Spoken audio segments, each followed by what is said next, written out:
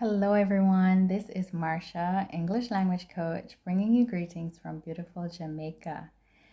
Tonight, I want to share with you a fresh perspective on grammar, English grammar. When I learned grammar, it was not necessarily the most enjoyable thing.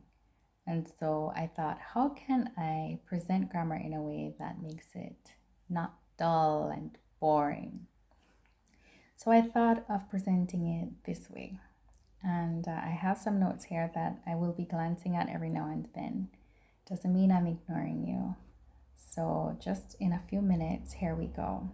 Now, grammar is the entire set of patterns that we use in a language to communicate meaning. These patterns are organized into categories with related guidelines. Examples of patterns, categories of patterns rather, include nouns, which are places, people, and things. Grammatical tenses are used to talk about the time of an occurrence. Another example is verbs, which are used to talk about actions and states of being. Now, the items within each category have a consistent meaning and specific rules. For example, in the category of nouns, there are common nouns, and these are used to refer to any class of people, places, and things. Then there are proper nouns, which are used to refer to specific places, people, and things by name. Now, we often find that whenever we learn something in English, there is some exception. So as you go along, try to keep in the back of your mind the question, is there an exception to this pattern that I just learned? Now, the purpose of grammar, and the reason I'm even stopping to talk about the purpose of grammar, is to remind us of our why. When you remember the reason for something, it helps to keep clarity as you go along. So, the purpose of grammar is to help us to structure what we want to communicate.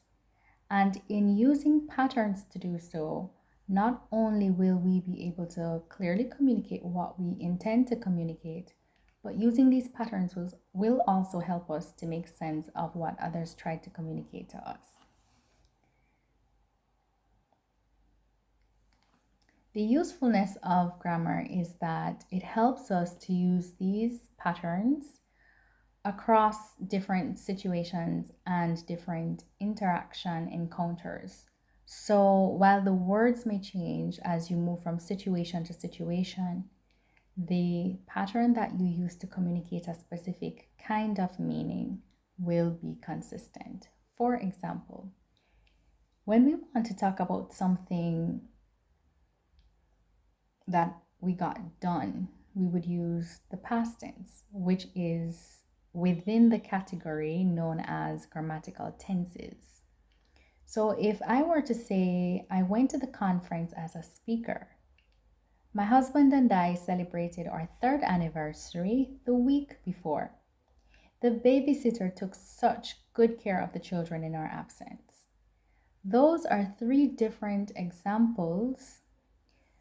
We've changed the words, but we've used the same pattern. That is, to talk about something that has happened. There was an occurrence, but this thing happened in the past. And so we keep using the past tense to do so, although the words changed as we move from situation to situation. So that is how we use patterns in English to simplify the communication of meaning, and that is the understanding that you can benefit from as you go along learning the different types of grammatical categories and learning how to structure your communication. Now, learning grammar isn't hard, but it does take time. The good news is you don't have to learn grammar on your own.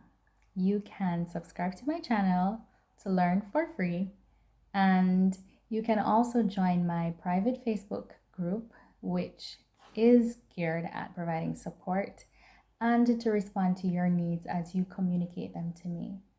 So in the comment section below this video, you can ask me anything or leave me a comment, and I will do the best I can to respond to those English needs that will serve you. You can also connect with me on social media using the links below this video. And if at all you found it useful, you're invited to like it, to share it, to subscribe for other videos. And until next time, this is Marsha. Bye-bye.